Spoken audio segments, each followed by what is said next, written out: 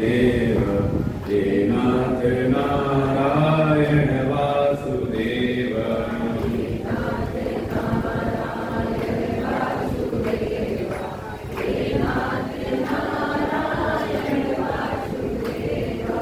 हे नाथ नारायण वासुदेव हे नाथ नारायण वासुदेव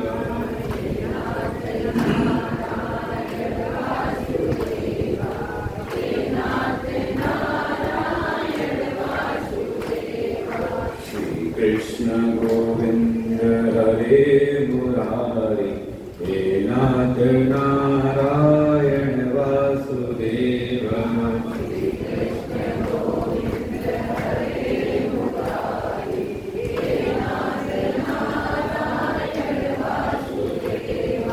श्री कृष्ण गोविंद हरे मुरारी हे नाथ नारायण वासुदेव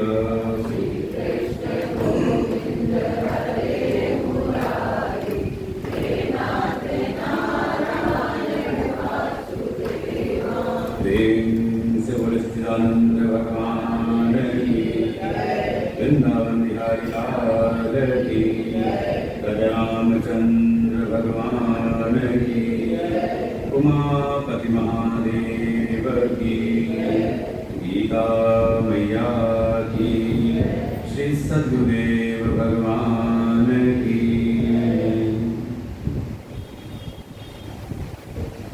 ओम सहना भवतु सहनो भुनक्तु सह वीर्यं करवावहै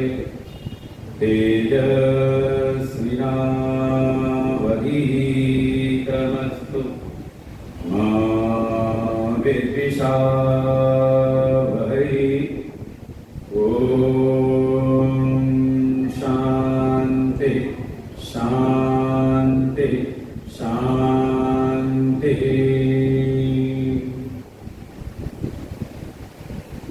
ओम पार्थाय प्रतिबोधितां भगवता नारायणेन स्वयं व्यासेन ग्रथितां पुराणमुनिना मध्ये महाभारतम् अद्वैतामृतवर्षिणीं भगवतीम् अष्टादशाध्यायिनीम् अम्ब त्वामनुसन्दधामि भगवद्गीते भवद्वेषिणीम् नमोऽस्तु ते व्यासविशालबुद्धे फुल्लारविन्दायतपत्रनेत्रं येन त्वया भारततैलपूर्णं प्रज्वालितो ज्ञानमयप्रदीप प्रपन्नपारिजाताय तोत्रवेत्रैकपाणये ज्ञानमुद्राय कृष्णाय गीतामृतदुहे नमः। सर्वोपनिषदो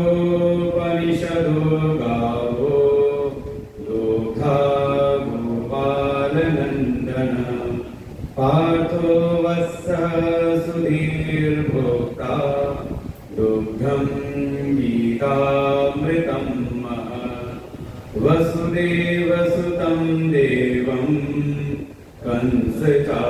कंसचाणूरमर्दनं देवकी परमानन्दं कृष्णं वन्दे जगद्गुरुं यं ब्रह्मा वरुणेन्द्ररुद्रमरुतः स्तुवन्ति दिव्यैस्तवैः वेदैः साङ्गपदक्रमोपनिषदैः गायन्ति यं सामगा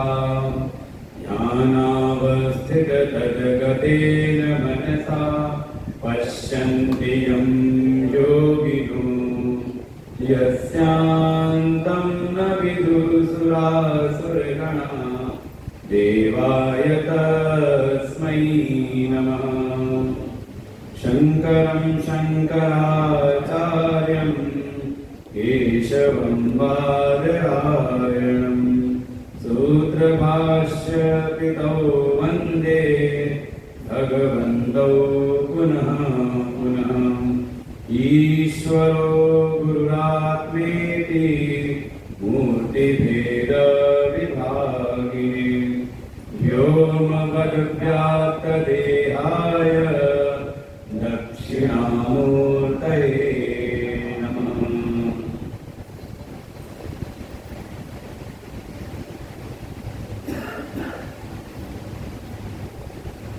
आनंद कंद सच्चिदानंद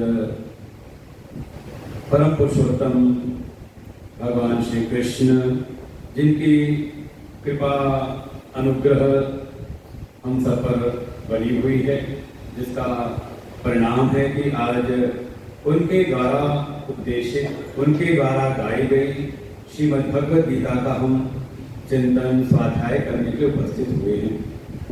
ऐसे परमात्मा भगवान श्री कृष्ण, उनको हृदय से नमन वंदन।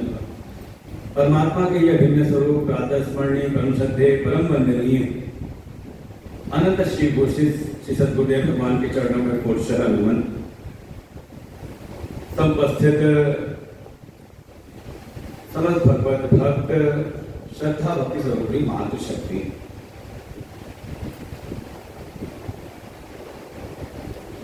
समय है पितृपक्ष का, श्राद्ध पक्ष, जिसका प्रयोजन है हम इन 15 दिनों में जिनके भी हमारे उपकार हैं, हमारे जो पूर्वज हैं, उनके उपकारों का स्मरण करते हुए उनके लिए हम कोई सत्कर्म करें। ये हमारी ऋषियों की आज प्राचीन परंपरा है, हमारे सनातन धर्म की। और पितरों के उपकार में सबसे बड़ा उपकार तो ये है कि हम अपने पूर्वजों, अपने पितरों की अगर मुक्ति के लिए कोई कार्य कर सकें, जिससे उनको किसी प्रकार, और देखिए हमारे पूर्वजों की कोई गणना नहीं है। कई बार लोग कह देते हैं पता नहीं हमारे जो पिता हैं या प्रपिता हैं वो तो कहीं जन्म ले चुके हों और हम यहाँ कुछ कर रहे हैं तो उनको क्या फल मिले, तो कह नहीं सकते कि आपके केवल 2-4 ही हैं। ये तो श्रृंखला कह सकते अनंत है। हम सब ऋषियों की संतान हैं, ऋषियों से ही हमारी वंश परंपरा चली है और हमारे तक जाने कितने हमारे पूर्वज, कितने पितृगण होंगे। हो सकता है किन्हीं का जन्म हो चुका हो सकता है भगवत कृपा से साधना सत्संग करके उनमें कई मुक्त भी हो गए हैं। क्योंकि अगर ऐसी श्रृंखला में हम न होते तो आज हमारे भीतर इस ज्ञान के प्रति इतना कहते रुझान ना होगा। तो कुछ ना कुछ ऐसे हमारे पितृ भी होंगे जिनकी इस ज्ञान में रुचि रही होगी, जो हमारी वंश परंपरा में भगवान की भक्ति, ज्ञान के प्रति रुचि बनी हुई है। जैसे जो कोई भी हमारे पितृगण हैं, पूर्वज हैं, हमारे देवता हैं, हमारे गुरुजन हैं, उन सब के प्रति अपनी कृतज्ञता को ज्ञापित करने के लिए 15 दिन हम उनको स्मरण करके उनकी मुक्ति, उनके कल्याण के लिए अगर यह श्रीमद् भगवद गीता का श्रवण करें तो परिणाम है कि गीता जी के श्रवण से हमारा कल्याण तो है ही, लेकिन जिन पूर्वजों का हम स्मरण करके इस कथा को श्रवण करते हैं, क्योंकि माना जाता है कि ये 15 दिन हमारे जो भी अतृप्त जो पूर्वज हैं, जिनकी अभी मुक्ति नहीं हुई है, वो हमारे आस पास रहते हैं। और जो अपनी वैदिक परंपरा, अपनी शांति परंपरा के अनुसार हम उनके लिए कुछ भी अगर अर्पण करते हैं तो उसको ग्रहण करते हैं। इसी भाव के साथ ये पितरों के निमित्त ये श्राद्ध पक्ष में श्रीमद् भगवद गीता का श्रवण और माध्यम हमारे प्रिय पार्षद मुन्ना भैया जी। और मैं सब सही कहूँ, अभी जब अंदर आ रहा था ना त्रिवेणीनगर में, अंदर जैसे घुसा तो बाहर एक बड़ी सी होर्डिंग लगी हुई है। तो हम आज तक बड़े प्रसन्नता में थे, आज तक हमने एक फोटो चला रखी है। कि हमारे गुरुदेव हैं और उनके चरणों में मैं बैठा हुआ हूँ। अभी कल भी ऐसा पर्व था तो आप इसी फोटो को बंटवाया, हमारे लिए प्रिय थे। उन्होंने कहा कि आपकी फोटो बंटवानी है, तो हमने कहा हमारा अस्तित्व हमारे गुरुदेव के बगैर कुछ है नहीं, गुरु जी की फोटो बंटवाइए। तो वही कोई एक संगत कुछ ढूंढ ढांढ कर उन्होंने निकाला कि ये फोटो सबसे बढ़िया है, इनके मन का भाव भी और स्वामी जी के मन का भाव भी हो जाएगा। तो हम बड़े कुछ फूले हुए थे अपने भीतर ही भीतर, लेकिन जैसे हमने होर्डिंग देखी तो हम तो थे गुरु जी के चरणों में बगल में, लेकिन मुन्ना भाई जब फोटो देखी तो ठीक गुरु जी के चरणों के नीचे। हमने कहा देखिए इनके कुछ सत्कर्म है, पुण्य कर्म है कि बिल्कुल गुरुदेव के चरण इनके मस्तक पर है। और कहीं न कहीं सेवन करने वाले हमारे आलोक जी, कोई कुछ परिस्थितियां विकट हुई, जैसा कि मुझको पूर्व जब दिल यहाँ लखनऊ में था मुझे सूचना थी, तो कोई बात नहीं आप रहिए, मैं डेट कहीं और भी मुझे देंगे तो वहां दे दूंगा। तो आलोक जी ने कहा नहीं, डेट तो हम नहीं छोड़ेंगे, कार्यक्रम तो हम करेंगे। सत्संग के प्रति उनका इतना प्रेम, क्योंकि जानते हैं कि हमारी जो गुरु परंपरा है, हमारे गुरुदेव हैं, उनको यही कार्य सबसे ज्यादा प्रिय है। केवल और केवल ज्ञान यज्ञ और स्वाध्याय, चाहे परिस्थितियां कैसी हो, उनका स्वास्थ्य कैसा हो, कुछ भी हो, लेकिन अगर उनके पास समय है और कोई जिज्ञासु श्रोता सामने बैठा है तो कोई ना कोई शास्त्र का वाचन करना वो प्रारंभ कर देते हैं। तो इसी भाव से आलोक जी का ही मन रहता है कि स्वाध्याय और सत्संग में प्रमाद नहीं करना है। जो भी अवसर मिला है, जो भी हमें ये समय मिला है, इसमें लगाना चाहिए। तो उन्होंने कहा नहीं, ये नहीं कहीं और देखिए मन का अगर संकल्प दृढ़ हो तो सारी प्रकृति अपने आप व्यवस्था करने लगती है। जो इच्छा करी हो मन माही, हरि प्रसाद कछु दुर्लभ नाहि। हम इसको कई बार बहुत हल्के स्वर में इसको बोल देते हैं। जैसे हम कहीं गए और कुछ मन में इच्छा थी और गए, देखा वैसा वातावरण मिल गया तो हम तुरंत इस चौपाई को पढ़ लेते हैं, देखो जो इच्छा की थी भगवान की कृपा से ये मिल गई। ये भी भाव अच्छा है, लेकिन वास्तविक भाव तो ये है कि अगर कोई सत्कार्य है और आपको लगता है कि हम चाहते हैं लेकिन जीवन में हो नहीं रहा, तो अभी विचार करने योग्य है कि आपकी चाहत में शायद उतनी शिद्दत ना हो, उतनी तीव्रता ना हो। क्योंकि जब कोई कोई इच्छा भीतर आती है और वो हमारे केवल चेतन मन तक नहीं बल्कि अवचेतन मन तक चली जाए, जैसे आकर के भौतिक युग में कहा जाता है सपने वो नहीं जो सो के देखे जाए, सुना हो। ऐसे ही जो संकल्प हमारे बिल्कुल अचेतन मन में चला जाता है, जो हमें सोने ना दे, जब तक वो पूरा ना हो तब तक चैन ना लेने दे, तो देखिए सारी ये जो प्रकृति है, सारी सृष्टि, ये सारे इसके कण वो सारी प्रकृतियां बना देते हैं। और जैसा बता भी रहे थे आलोक जी की परिस्थितियां कुछ विकट थी, उनको भीतर उसको संकोच था, लेकिन स्वयं भगवान की प्रेरणा से मुन्ना भैया जी ने इतना सुंदर, अच्छा पहले आए तो मुझे लगा तो बिल्कुल 5 स्टार वाली व्यवस्था हो गई है। और सुबह अभी कह भी रहे थे शाम को आलोक जी कुछ कल के कार्यक्रम के लिए चर्चा की, तो उन्होंने जैसा कहा, हमने कहा हमें भी आपको छोटे मोटे कहीं पर बिठा दीजिएगा, व्यवस्था देकर बैठाइएगा असली विरोध में। लेकिन लगता है कि वास्तव में जो इच्छा थी वैसी इच्छा दिखाई दे रही प्रकट होते हुए। ऐसे हमारे प्रिय मुन्ना भैया जी को, हमारे आलोक जी और जो इस कार्य में जिनका सहयोग प्रत्यक्ष रूप से, और बंसी भैया को देख के तो मन खुश हो गया कि लगता है कि भगवान की बंसी अच्छी बजेगी, क्योंकि सब कुछ ठीक ठाक हो जाए और माइक ठीक ना रहे तो कई बार होता है कि 3-4 दिन जैसे होता है ना, कभी कहीं पर शास्त्रीय संगीत हो तो प्रारंभ में आकर के ठुक ठुक खुट करते रहते हैं, क्या कर रहे हैं, अभी अपनी तान मिला रहे, सुर मिला रहे हैं, तो कई बार 3-4 दिन लग जाते हैं सुर मिलाने में ही। लेकिन बंसी भैया अब आ गए तो लगता है कि नहीं, अब भगवान की बंसी भी अच्छी बजेगी। तो सभी को इस व्यासपीठ से आशीर्वाद है। और ये ना समझे कि कौन यजमान है। मेरे मन का भाव है, पिछली भागवत कथा मेरे आश्रम में थी तो सभी गांव वाले वहाँ के जो हैं तो शहर के सब आ रहे थे, तो हमने यही बात कही कि यहाँ कोई यजमान नहीं है, यहाँ भी कोई मुख्य यजमान, हमारे मुख्य यजमान है हमारे मुन्ना भैया, लेकिन ये भी कौन है? का सामाजिक कार्यकर्ता है। व्यक्तिगत इनका कोई जीवन नहीं है, इनका जो जीवन है इनका व्यक्ति समाज के लिए समर्पित है। तो आप कोई बिल्कुल निश्चित रहिए, अगर आप भी इसके जजमान बनकर के अपने भाव के साथ अपने पितरों को, अपने पूर्वजों का स्मरण करके सुने तो आप भी जजमान हैं, आपका भी कल्याण हो और जो आपके पूर्वज हैं, पितृगण हैं, उनका भी कल्याण हो। इसी शुभेच्छा के साथ हम अपने इस श्रीमद् भगवत गीता के इस ज्ञान यज्ञ में प्रवेश करते हैं।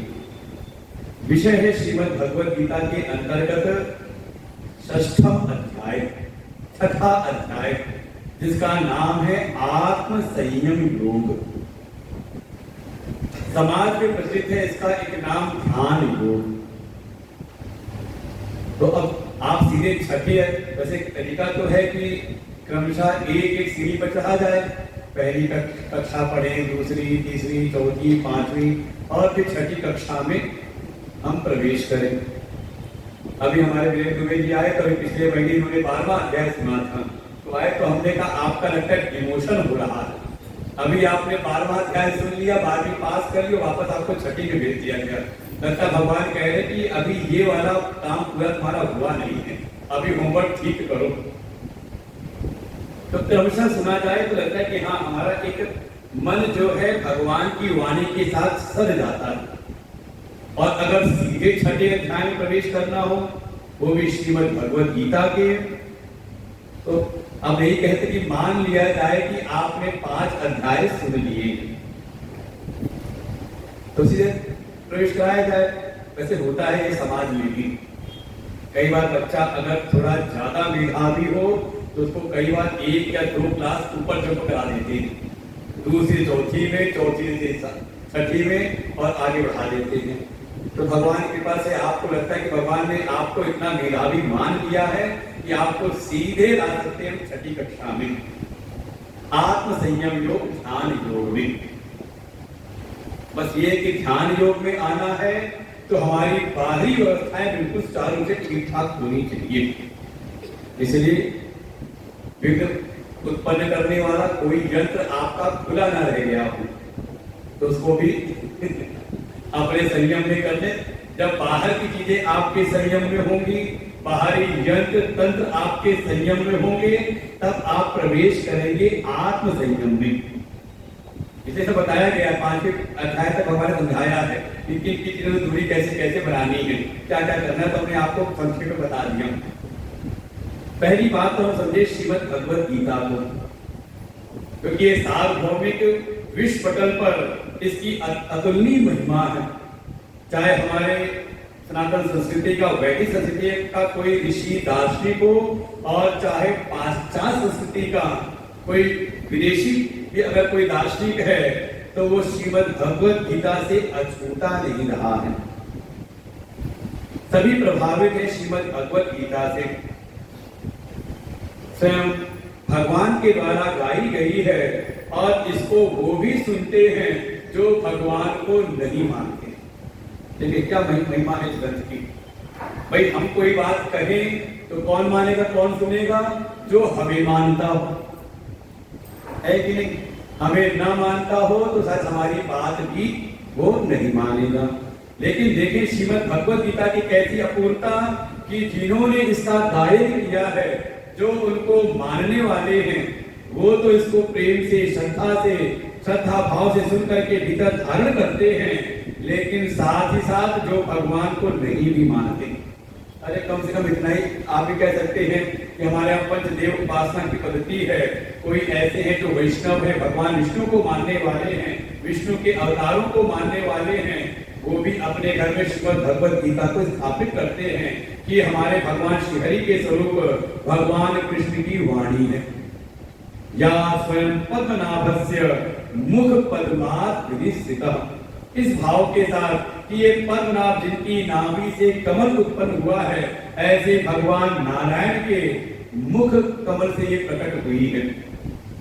तो एक तो है जो चरण कमलों से प्रकट हुई है गंगा, वो तो सारे मनुष्यों को पवित्र कर ही रही हैं, लेकिन क्या महिमा होगी अगर चरणों की गंगा की ये महिमा है तो जो भगवान के मुख से निकली है उसकी क्या आप कल्पना करेंगे। स्वयं भगवान के मुख से विनिश्चित ये श्रीमद् भगवत गीता, लेकिन कोई वैष्णव ना हो तो कहे हम तो हर के भक्त हैं, हर महादेव, भगवान शिव के भक्त हैं, कहा वो भी श्रीमद् भगवत गीता के प्रति अपनी श्रद्धा को ज्ञापित करता है। कोई माँ भगवती का भक्त वो भी इससे छूटा नहीं रहता, कोई सूर्य भक्त हो, कोई गणेश भक्त हो, वो सब के सब गीता से प्रभावित है। ये तो हमारे सनातनी हो गए, लेकिन इसके अतिरिक्त जो गैर सनातनी हैं, चाहे भरे समाज में, अपने समाज में बैठ करके चाहे वो कितना भी सनातन धर्म का विरोध करें, लेकिन जब गीता की बात आती है, गीता के सिद्धांतों की बात आती है, तो वो भी इसको काट नहीं पाते, उसको अकाट ही मानते हैं। कह सकते हैं ये श्रीमद् भगवत गीता में जो भी भगवान ने उपदेश दिए हैं, ये किसी पंथ सापेक्ष नहीं है, ये किसी मजहब के सापेक्ष नहीं, किसी परंपरा के सापेक्ष नहीं, बल्कि ये पंथ मजहब धर्म सबसे निरपेक्ष मानव मात्र के कल्याण के लिए है। कैसे मनुष्य का परम कल्याण। देखो तीन प्रकार की वासनाएं हमारे चित्त में बैठी रहती हैं, और ये जो भीतर वासनाएं हैं यही हमारे जीवन को प्रभावित करती है। वासना का ज्यादातर आज का समाज में एक अर्थ ही लेते हैं, कोई दुष्ट कार्य करे तो कहते बहुत वासना से जुड़ते हैं। वासना शब्द हमारे बड़े बड़े शब्द समझाते हैं, कहते हैं जैसे माताओं ने अपनी रसोई में किसी डब्बे में रख दी हो हींग, लेकिन कुछ दिन हींग प्रयोग करते करते हींग हो गई खत्म, और अगले दिन उस डब्बे को खाली देखा, उसमें रख दिया कुछ और जब उस चीज को निकाल के किसी को दिया तो पूछता है क्या हींग के डिब्बे में रखा था क्या इसको। तात्पर्य क्या हुआ कि जिस वस्तु को डिब्बे में रखा था, फूल की वस्तु को, उसकी कुछ वास थी, वो वस्तु तो खत्म हो गई, वो वस्तु तो दिखाई नहीं दे रही, लेकिन उसकी वास जो है वो डब्बे में रह गई, और उसी डब्बे में दूसरी कोई चीज डाली तो वास उसके साथ जुड़ गई। ऐसे ही कहा चित्त के भीतर हम संसार में जो कुछ भी व्यवहार करते हैं, जो भी कर्म करते हैं, जो भी कार्य करते हैं, चाहे इस जन्म में, चाहे पूर्व के जन्मों में, पूर्व के जीवन में हमने जो कुछ क्रियाएं की, उसका एक तो प्रत्यक्ष फल, उस कर्म में हमें सफलता मिली या उस कर्म में हमें असफलता मिली, वो तो आपको प्रत्यक्ष फल हुआ। लेकिन साथ ही साथ उन कर्मों को करने के बाद चित्त में कोई संस्कार पड़े कि नहीं पड़े। जैसे मैं आज आ रहा था, रास्ते जैसे घूमता जा रहा था, तो रास्ते याद आते जा रहे थे, यहाँ से ऐसे मोड़ होगा, यहाँ से ऐसे मोड़ होगा। आप भी आए होंगे तो कुछ ना होगा ना, तो कैसे, तो पूर्व में आप आए थे तो आकर के अपना कार्य किया और चले गए, लेकिन साथ ही साथ उस मार्ग का जो संस्कार था, उस मार्ग की जो वासनाएं थी, वो हमारे चित्त पर संग्रहित हो गई। ऐसे ही जन्म जन्मांतर के करोड़ों करोड़ जन्मों के जो हमारे कर्मों के संस्कार हैं, वो हमारे चित्त पर संग्रहित हैं, और हमारे शास्त्रों में उनका 3 वर्गीकरण किया गया। पहला कहा आसुरी वासना। एक वासना ऐसी है जिसको नाम दिया आसुरी वासना। दूसरा कहा मानवी वासना, और तीसरा कहा दैवी वासना। अच्छा, आपसे पूछे तीनों वासनाओं में कौन सी सबसे अच्छी वासना है? आप कौन सी वासनाओं से युक्त होना चाहते हैं? आसुरी वासना से। कितने लोग हैं आसुरी वासना पाना चाहते हैं? बताओ, फिर उसी का उपदेश करें, फिर दंड नीति, साम दाम दंड नीति सिखाएं, कैसे अपने स्वार्थ की पूर्ति की जाती है।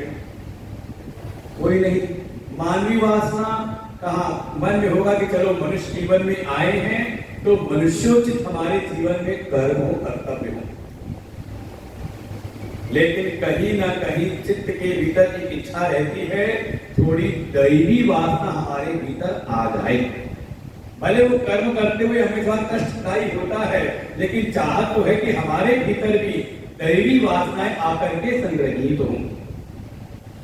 और देखिए, अगर अथवा कथाओं को अपने देखेंगे, वैसे कथाओं का सारे, जैसे श्रीमद् भगवत गीता है, ये कोई स्वतंत्र ग्रंथ नहीं बल्कि महाभारत का एक अंश है। 18वें महाभारत में 18 पर्व हैं, उन्हीं 18 पर्व के बीच में एक पर्व है भीष्म पर्व, जिसमें युद्ध का साथ कार्य होते हैं। उसी में युद्ध के प्रथम दिवस जो भगवान ने उपदेश किया, वो श्रीमद् भगवत गीता अलग से भी प्राप्त होती है, 700 श्लोकों की 18 अध्यायों की। तो ये जो महाभारत है, इसमें ये तीनों प्रकार की वासनाओं का वर्णन किया है। वहां दुर्योधन भी है और वहां पांडव भी, दुर्योधन और कौरव उसके भाई सब, और यहाँ पर पांडव भी। और भगवान गीता जी में भी आगे कहेंगे, दैवासुर संपत्ति भाग योग, एक दैवी संपत्ति वाले हैं, एक आसुरी संपत्ति वाले हैं। और हमारी भागवत की कथा, महाभारत कथा सबसे भरी पड़ी हुई है। इन्हीं सब कथाओं के द्वारा इन वासनाओं के बारे में समझाया जाता है कि हम इनको समझें और क्रमशः जिस वासनाओं से हम युक्त हैं, उससे जो श्रेष्ठ वासना है उसमें हम संक्रमण करें। अगर आसुरी वासनाएं हैं तो थोड़ा मानवीय वासना में पहुंचे, मानवीय वासनाएं हैं तो थोड़ा हम दैवी वासना में प्रवेश करें, क्योंकि उसके द्वारा ही हम भगवान की प्राप्ति सहजता से कर सकते हैं। भगवान ने भी अर्जुन से कहा, हे अर्जुन, तुम शोक मत करो, तुम वास्तव में दैवी वासनाओं से युक्त हो, तुम्हें किस बात की चिंता करनी। 3 प्रकार की वासना। पहली है आसुरी वासना। आसुरी वासना, हम किसी कर्म के बारे में नहीं कह रहे, हम कह रहे वासना के बारे में कि वो वासना ही प्रेरित करती है हमें कर्म में। कैसी वासना? ये जो भीतर केवल और केवल अपने स्वार्थ की भावना बैठी हुई है, चाहे किसी का बुरा भी हो जाए लेकिन अपना काम बनना चाहिए।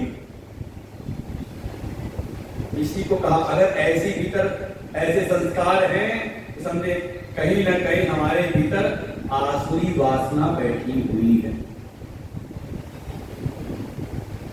और देखिए, असुर से बना है आसुरी, देखो लक्षण भी दिखाई देगा आपको। आसुरी वासनाएं ज्यादा हैं तो सब बना है असुर। असुर किसको कहते हैं? किसको कहेंगे असुर? आप कभी राक्षसों को, हम कभी राक्षस किसको कहते हैं? और दैत्य को।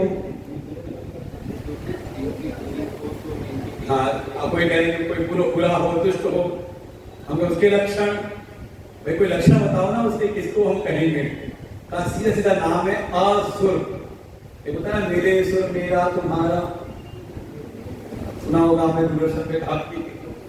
असुर माने कहा जिसका सुर किसी से ना मिले, बेताल इसको कहेंगे, जिसकी ताल किसी से ना मिले। अब अगर किसी के भीतर ऐसी स्वार्थपरता प्रगाढ़ से बैठी है, केवल हर क्षण अपना स्वार्थ, अपना भला, अपने भोग की बात कोई सोचता रहे, हर क्षण केवल अपना भला हो जाए, आप बताओ उसका किससे सुर मिलेगा? ना तो समाज में सुर मिलेगा, और अगर ऐसी वृत्तियां प्रगाढ़ हैं तो उसका अपने परिवार में भी किसी से सुर नहीं मिलता। ये लक्षण दे दिया असुर।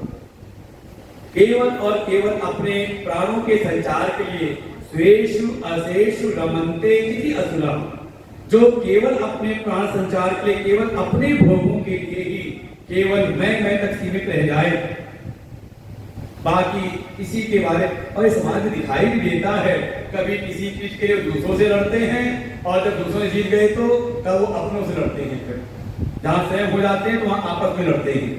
तो लगता है कहीं ना कहीं आसुरी संस्कार, आसुरी वासनाएं प्रगाढ़। दूसरा कहा, इससे श्रेष्ठ है मानवीय वासनाओं वाले, जिनके भीतर स्वार्थपरता है, विषयी भावना है, विषयों के भोग की भावना है, लेकिन किसी का बुरा करके नहीं, किसी का अहित करके नहीं।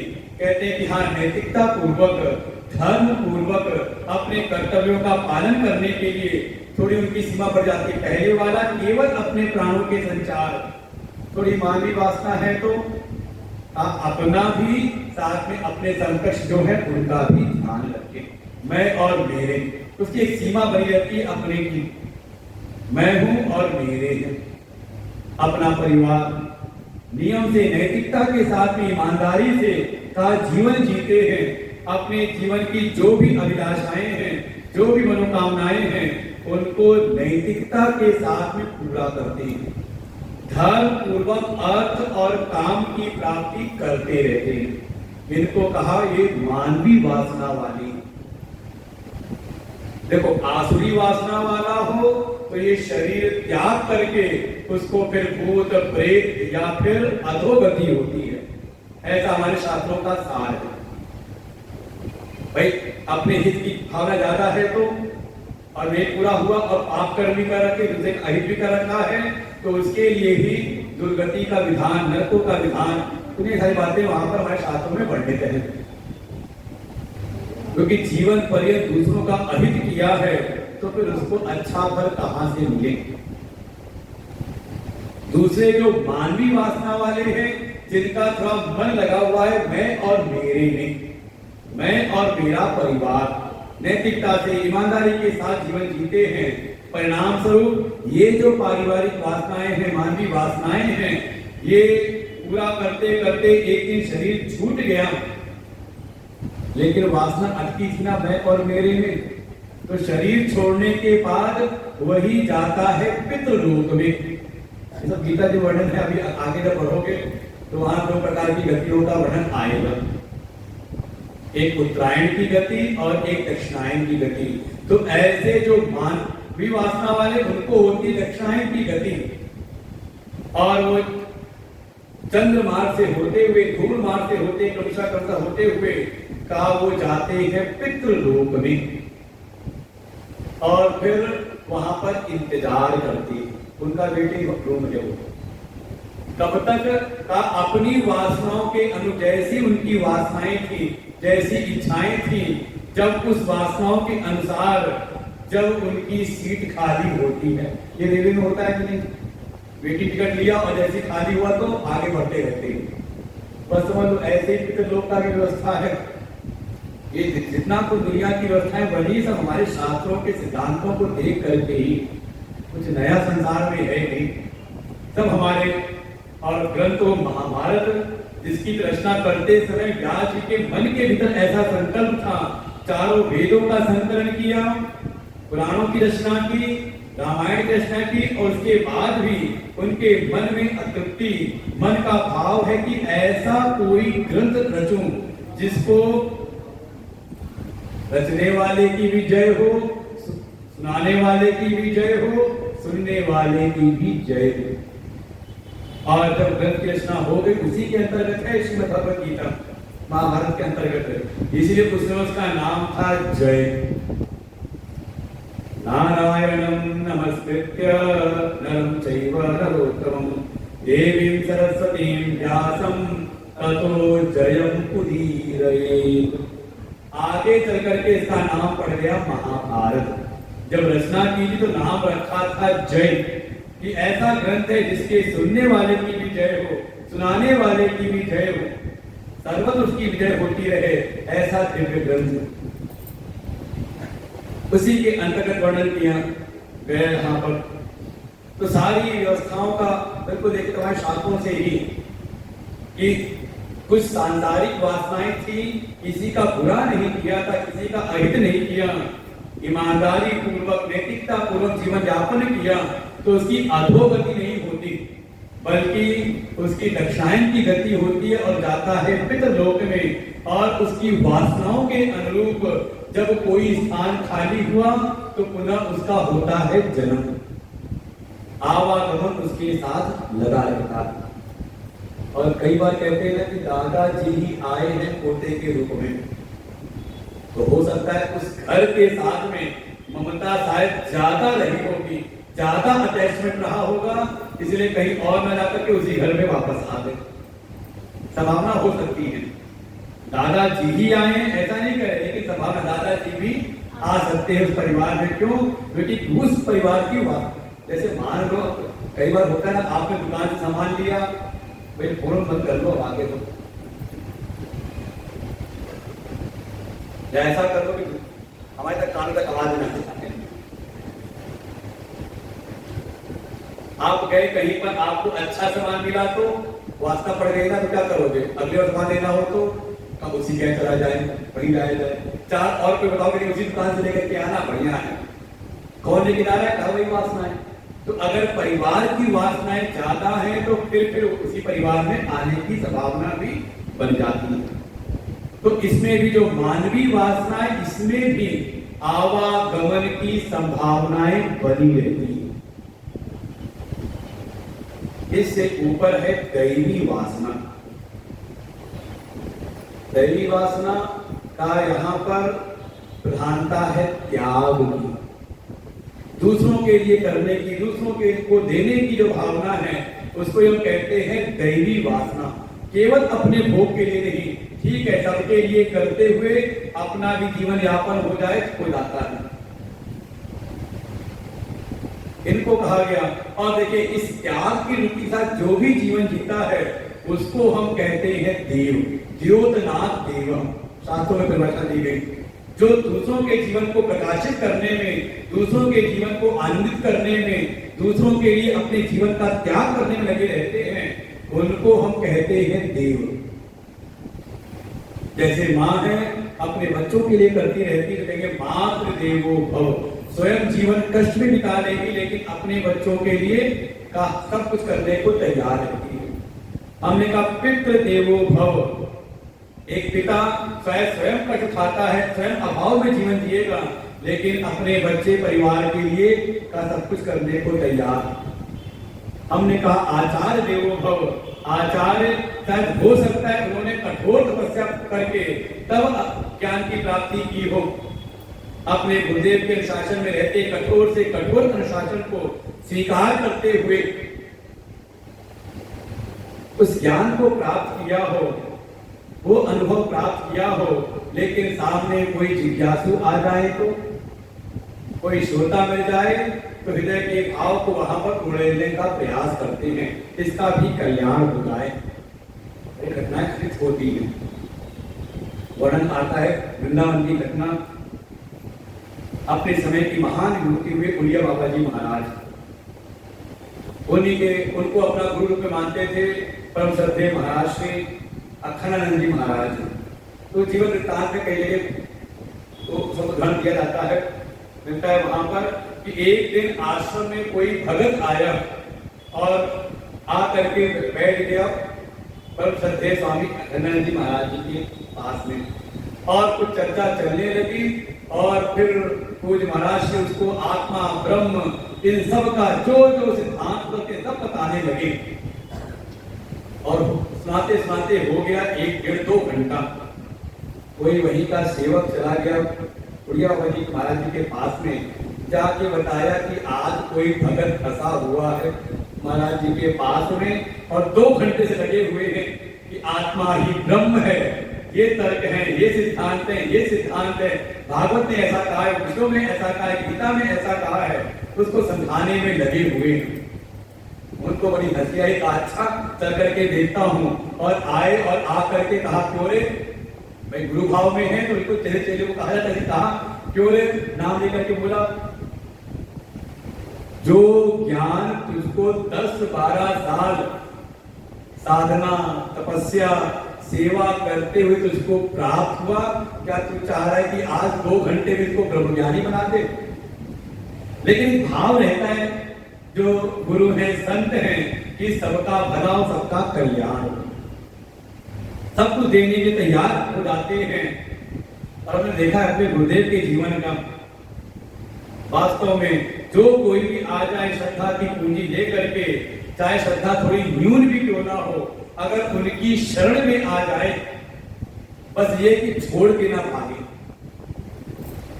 छोड़ के थोड़ी भाई खटपट जैसे दुनिया में हर जगह होती थी, यहाँ भी होगी, कभी गुस्सा भी करेंगे गुरु जी, लेकिन जो आ जाए बिल्कुल पक्के तौर पर, चाहे जितना भी गुरु जी लाने का प्रयास करें, हिले ना, तो शायद कुछ पात्रता में कमी भी हो, लेकिन गुरु जी कृपा में कोई कमी नहीं होती। सबका कल्याण करने कह देते हैं कि जो भी मेरी शरण में आया है, मेरे पास है, तो उसके प्रति मेरा उत्तरदायित्व है। तो ये है कहा दैवी गुण। जब दूसरों के लिए कई बार, जैसे पहले वाला जो आखिरी वाला है, अपने भले के लिए दूसरे का अहित भी करना हो तो भी तैयार रहता है, लेकिन दैवी गुण इससे सर्वथा बिल्कुल अलग है, विपरीत है। अगर दूसरे के भले के लिए अपना भी नुकसान हो जाए तो उनको कभी भी इससे कोई परिहित नहीं रहता, करने को तत्पर रहते हैं। किसी ने दृष्टांत दिया माता का, पिता का, गुरुजनों का, बिल्कुल ये दिखाई देता है। तो इसको कहा दैवी वासना। ऐसी वासनाओं से कोई युक्त है तो उसके लिए ही हमारी गीता जी में गति बताई है, उत्तरायण का मार्ग। उत्तरायण की गति के द्वारा कहा वो ब्रह्म लोक की प्राप्ति करते हैं, जहां ब्रह्मा जी उनको तत्वोपदेश करते हैं, जिसको सुन करके उसका मोक्ष हो जाता है। और इसको कहा गया क्रम मुक्ति। देखो पहले जो आखिरी वासना वाले हैं उनकी तो कोई गुंजाइश ही नहीं कि इस मार्ग में आगे बढ़े, मुक्ति के मार्ग में उनका तो अधोपतन होता है। जो मानवीय वासना वाले हैं उनका आवागमन निश्चित रहता है। ठीक है, अधोगति नहीं होती, लेकिन बार बार आकर के मनुष्य जीवन उनको प्राप्त होता है। जिनके जीवन में कभी सत्कर्म भी हुआ, कभी कुछ गलती भी हुई, पाप पुण्य मिश्रित कर्म होते रहे, किसी का अहित नहीं अनजाने में भी हो गया, तो उनका आवागमन लगा रहता है, उनकी मुक्ति नहीं। जो तीसरे हैं दैवी वासना वाले, उनके लिए तो कहा क्रमशः वो ऊर्ध्वगामी उनकी गति होती है, लेकिन इसको कहा गया क्रम मुक्ति। उसमें भी समय लगता है। अब ब्रह्मलोक में चले गए, वहां पर तो बैठे हैं और वर्णन आता है जब सृष्टि का प्रलय काल आता है तब ब्रह्मा वहां पर ब्रह्मलोक में आए हुए जितने भी जीव हैं उनको तत्वोपदेश करके उनको मुक्त कर देते हैं। लेकिन कितना समय लगेगा पता नहीं उस क्रम मुक्ति के। लेकिन एक चौथा मार्ग है, चौथा उपाय है कि इसी जीवन में, इसी मानुषी जीवन, ये जो हमें मनुष्य का जीवन मिला है, इसमें वो सामर्थ्य है कि आप यही रहते रहते यही रहते रहते ही आप मुक्ति का आनंद प्राप्त कर सकते हैं। वही मार्ग प्रशस्त करती हमारी श्रीमद् भगवत गीता। हमने गीता जी की क्या महिमा है। क्रमशः इसमें अगर विषय की बात करें तो श्रीमद् भगवत गीता का जो मूल विषय है, देखो प्रयोजन है इसी जीवन में ही मोक्ष की प्राप्ति करा देना। इसलिए पहला अध्याय है अर्जुन विषाद योग, कि इसका जो श्रोता है वो विषाद से ग्रस्त है, दुखी मन है। और दुख भी ऐसा, देखो छोटा मोटा दुख होना, कोई विपत्ति आई और आपने समाधान कर लिया उसका, तो विषाद नहीं कहलाता। कोई संकट आया, आपके पास समाधान उपस्थित है, तो विषाद में नहीं जाता। विषाद मतलब आज के जो नई बीमारियां हैं, स्ट्रेस, डिप्रेशन, तनाव, अवसाद, उसमें नहीं जाता। कब जाता है कि आप बारंबार प्रयास करते रहो, लेकिन ये दुखों की अनवरत सप्लाई चलती रहे। दुख आया, आपने समाधान किया, फिर कुछ और परिस्थिति आ गई और विपरीत, आपने फिर समाधान। एक समय ऐसा लगता है कि अब ये परिस्थितियां मेरे बस में नहीं है। कभी ना कभी अनुभव जरूर हुआ होगा। और कह रहे थे आज कल मन बड़ा टेंशन में रहता है, बड़े टेंशन है, परेशान मत करो हमें, आज बड़े टेंशन में पड़े हुए हैं। ऐसी स्थिति आती रहती है और उसी स्थिति में है अर्जुन, अपने समय के सर्वश्रेष्ठ योद्धा, अपने समय के सर्वश्रेष्ठ आप कह सकते हैं, अपने जो भी गुण कराए हैं उसके सर्वश्रेष्ठ हैं भाई। अपने जितने भी गुरु उनके जो है द्रोणाचार्य, उनके जितने भी शिष्य हैं उनमें द्रोणाचार्य जी का अगर कह सकते परम विश्वास है कि मेरी विद्या सबसे अच्छी प्रकार से किसी ने ग्रहण की है, तो ग्रहण करने वाले हैं अर्जुन। एक घटना याद होगी दुनिया की आंख वाली, कोई उसमें उत्तीर्ण नहीं हुआ, अपने गुरु के परम कृपा पात्र हैं। केवल शस्त्र विद्या ही नहीं, लौकिक और पारलौकिक विद्या जो उनको प्राप्त हुई है कृपाचार्य जी से, इसीलिए सबके दुलारे, सबके प्रिय हैं अर्जुन। अपने समय का आदर्श कह सकते हैं पुरुष है, व्यक्तित्व है। आदर्श व्यक्तित्व होने के बाद भी जब सामने परिस्थितियां मन के प्रतिकूल हुई तो अर्जुन पहुंच गए विषाद में। और देखें ऐसी स्थिति हम सबके जीवन में, चाहे आप कितनी भी अच्छी तैयारी करके रखो, चाहे कितनी अच्छी व्यवस्था करके रखो, लेकिन अगर अचानक जो सामने परिस्थिति है वो बिल्कुल प्रतिकूल हो जाए, जैसा आपने सोचा भी ना हो, तो कहते हैं हाथ पैर फिर ढीले पड़ने लगते हैं। ऐसी चरम स्थिति में, विषाद की चरम अवस्था में अर्जुन विराजमान है और भगवान की शरणागति प्राप्त की। परिणाम क्या हुआ? आखिरी 18वें अध्याय का नाम है मोक्ष संन्यास योग। विषाद से कोई सीधे पहुंच सकता है, मोक्ष की प्राप्ति कर सकता है, लेकिन कब का इस श्रीमद् भगवत गीता के ज्ञान को अगर अच्छी प्रकार से श्रवण करे, उसका मनन करे और अपने जीवन में धारण करे। इसी जीवन में कोई अधोगति नहीं। और कम से कम अगर आप आज अगर पहली बार भी गीता जी के सत्संग में आ गए तो निश्चिंत हो जाओ, अब आपकी अधोगति होने वाली है। क्योंकि हमारे आचार्यों का वचन है, भगवद गीता किंचिदधीता गंगा जललव कणिका पीता सद्गुणेन मुरारि समर्चा क्रियते तस्य यमेन चर्चा भज गोविंदम गोविंदम भज मूढ़मते।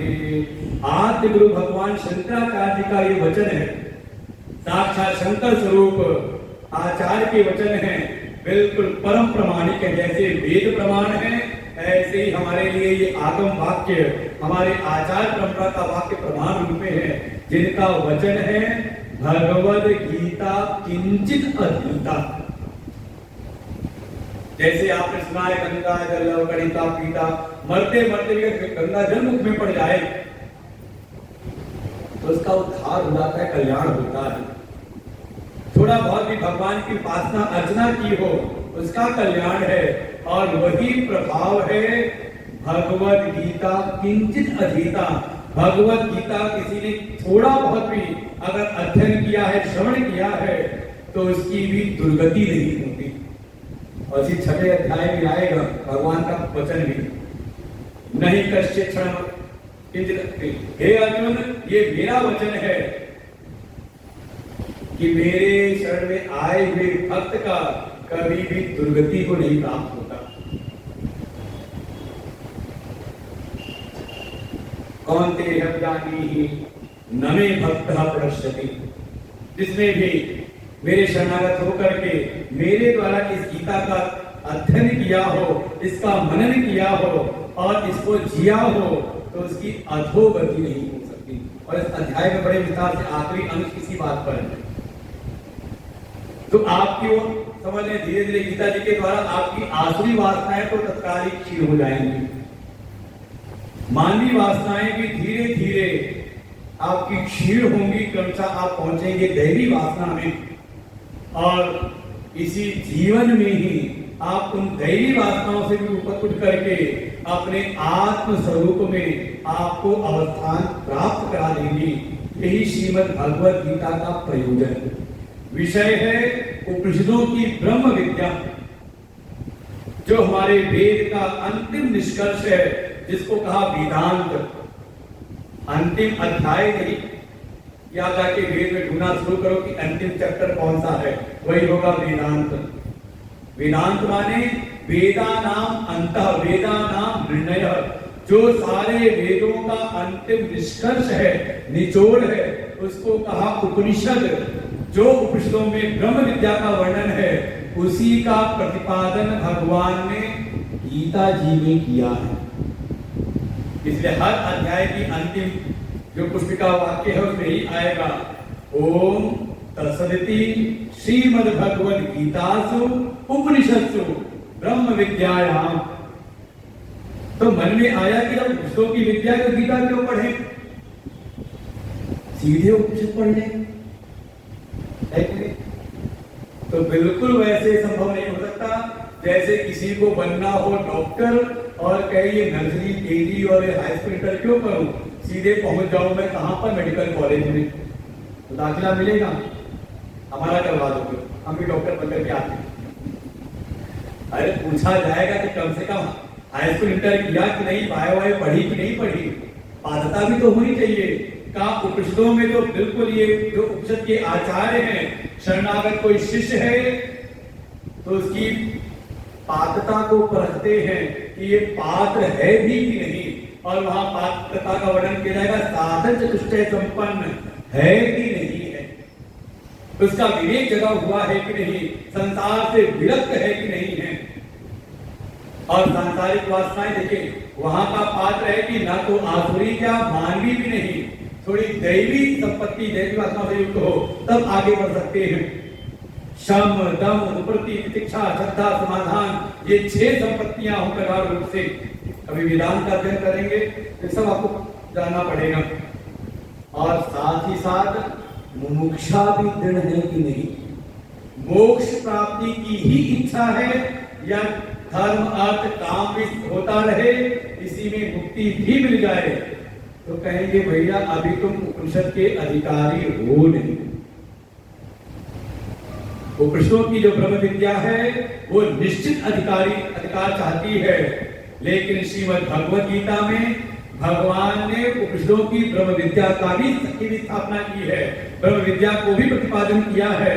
साथ ही वो ब्रह्म विद्या भीतर टिके कैसे, उसकी पात्रता क्या होनी चाहिए, कैसी पात्रता होनी चाहिए, और उस पात्रता का निर्माण कैसे हो, भगवान ने उसके उपायों को भी बताया है। इसी उसी पंक्ति में आएगा उपनिषत्सु ब्रह्म विद्यायाम योग शास्त्रे, योग शास्त्रों का भी वर्णन किया, योग माने उपाय, उन उपायों का भी वर्णन किया है जिससे कि ये ब्रह्म विद्या जब कोई सुने तो उसके हृदय में टिक जाए। नहीं तो भगवान शिव भी उपदेश करते हैं और गोस्वामी वर्णन करते हैं, लाग न उर उपदेश यद्यपि कहो शिव बार बहु, भगवान शिव ने बार बार सुनाया, लेकिन सामने जो बैठी है सती मैया, उनके हृदय कानों में शब्द जा रहे थे, कान बंद नहीं है, सुन रही होंगी, लेकिन लाग न उर उपदेश, हृदय में उपदेश लगा नहीं। और बाद में कृतियां क्या क्या आई वो सब आपने कथाएं सुन रखी हैं। इस में शिवपुराण भी सुनाई है पिछले वर्ष सावन मास में, खूब विस्तार से वर्णन है। लेकिन वही पार्वती जी हैं जिनके भीतर पात्रता है, तो उन्होंने सुना और उनके भीतर की जो भी संभावना रूपी दोष है, जो भी संशय है, वो सब दूर हुए और उनके हृदय के भीतर भय रघुपति पद प्रीति प्रतीति दारुण असंभावना बीती है। वही सती जी जो अगले जन्म में पार्वती बनकर के आई हैं, लेकिन साधना का परिणाम देवर्षि नारद जैसे गुरु का जो मार्गदर्शन मिला, परिणाम क्या हुआ, भीतर वो पात्रता आई, जिज्ञासा व्यक्त की, भगवान शिव से ज्ञान मिला और उनको फिर ज्ञान हो भी गया, तत्व का बोध हुआ और अपनी निष्पत्ति भी देती है। जो भी असंभावना रूपी दोष था, जो भी संशय अज्ञान था, सब दूर हुआ और खुद कहते कि हाँ मुझको ज्ञान हो गया। जिस विषय में संशय था कि राम कौन है, तो खुद ही कहते राम ब्रह्म चिन्मय अविनाशी सर्वरहित सर्वपुरवासी। भगवान कृष्ण की, परमात्मा कृष्ण की कैसी अहेतु कृपा, परम कारुणिक कृपा उनकी हुई कि जिनके भीतर पात्रता न भी हो वो भी उपनिषद का ज्ञान ग्रहण कर सकते हैं। आ जाओ भगवत गीता की शरण में। इसीलिए 18 अध्याय की जो गीता है, महापुरुषों ने, गुरुजनों ने कहा इसके मोटे मोटे 3 विभाग हैं। देखो, उद्देश्य है, प्रयोजन है, उपनिषदों की जो ब्रह्म विद्या के द्वारा जो परम लक्ष्य है मोक्ष की सिद्धि स्वरूप में अवस्थान कर लेना, ये है प्रयोजन। लेकिन साथ ही साथ भीतर वो पात्रताएं भी उत्पन्न हो जाए, इसके लिए ही जो उपनिषदों में महावाक्य तत्वमसि, जिसका उपदेश केवल एक वाक्य से, अगर पात्रता कहते ना, अगर लकड़ी सूखी हुई हो तो तो शायद एक चिंगारी भी उसको जला के भस्म कर सकती है, और सूखी हुई ना हो तो बोलता है घंटों घंटों वो धुआं करती रहेगी और शायद नीचे की जो चिंगारी आग उसको भी बुझा दे, है ना। ऐसे ही अगर पात्रता नहीं है तो कितना भी अच्छा ज्ञान मिले, मूर्ख हृदय न चेत जो गुरु विनय विरंच सम। इसीलिए भगवान ने करुणा करके वही उसी प्रयोजन के लिए जो की ब्रह्म विद्या का प्रयोजन है, उसी प्रयोजन को एक जन सामान्य के भीतर भी कैसे उपस्थित किया जाए, क्योंकि जब तक ये जीव अपने स्वरूप का में प्रवेश न करे, जब तक स्वरूप अवस्थान न हो, अपने आप को न जाने और उसी में स्थिति न प्राप्त हो, तब तक चाहे संसार में कितना भी वो प्रगति कर ले, मन को परम शांति नहीं प्राप्त हो सकती। इसीलिए भगवान ने कृपा करके इसमें उस ब्रह्म विद्या का भी प्रतिपादन किया और साथ ही उसके उपाय रूप में कैसे वो पात्रताएं भीतर आए उसका भी उपदेश किया है। इसीलिए इसके 3 विभाग किए, 6 अध्यायों का विभाग किया। पहले के 6 अध्याय हैं, इसको एक मोटे तौर पे नाम दिया कि इसमें कर्म के रहस्यों का प्रतिपादन है, कर्म योग की विधा बताई गई है, जिसका लक्ष्य है त्वम पद का शोधन करे। मैं कौन हूं, मेरा स्वरूप क्या है, इसका विचार कर, इसका शोधन करें। इसके लिए ही पहले के 6 अध्याय हैं, जिनको एक साथ नाम दिया कर्म योग का सिद्धांत। प्रयोजन है देखो, कर्म के द्वारा जो अंतःकरण में जो भी दोष आए हैं, जो भी उसकी अशुद्धि है, वो आए हैं कर्मों के द्वारा ही। जो आपने जन्म जन्मांतर में अपनी वासनाओं से प्रेरित होकर जो कर्म किए हैं, उसी के द्वारा नई नई वासनाओं उसमें संग्रहित हुई हैं। तो कहते हैं कि जैसी बीमारी वैसी दवाई, वैसा ही उपचार। तो अगर कर्मों के द्वारा अशुद्धि आई है तो इसकी अशुद्धि को भी कर्मों के द्वारा ही मिटाना पड़ेगा।